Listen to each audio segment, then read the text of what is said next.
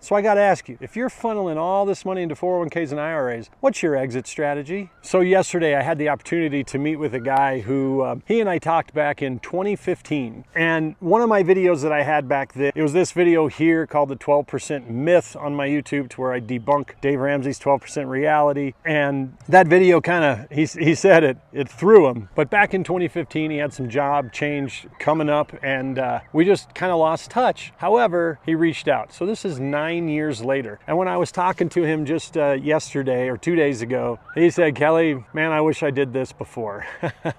He's now 58 years old. And I'm like, well, yeah, I wish you did too, but it's not too late, man. We can still make this happen for you. So he completely understood the concept that what he wants to direct towards his insurance premium is not a new expense. It's not additional money that he has to come up with. It's simply redirecting what he's already doing. Turns out he was overfunding his 401k. And it was interesting. It was like, look, if you went from 5% of your income into your 401k to 10% of your income into your 401k, people don't go, wow, that's expensive. You increased your expense. They would see it as a good thing, a redirection into something you're accumulating. Well, see, that's all that we're doing here. However, he was over contributing in comparison to his match. So all we're doing is maximizing the match, but taking that over contribution, and we're going to fund an insurance tool for him. So what's going to happen is right now, he has no exit strategy. That really hit him. If he retires in 10 years and all of his money is on that bucket number 1 on the side that the government owns and controls, and everything is ordinary income, he's the fat kid on the teeter-totter, as I say. His exit strategy is completely susceptible to whatever the government wants from him. And he realized that's not a strategy at all. So what we're doing is we're going to redirect what he's already contributing, moving some of that over into building his insurance policy, so that when we look out 10 years, he's a little bit more balanced, and it will produce more income for him, more control of capital, less taxation, more opportunity, and it didn't cost him $1 extra.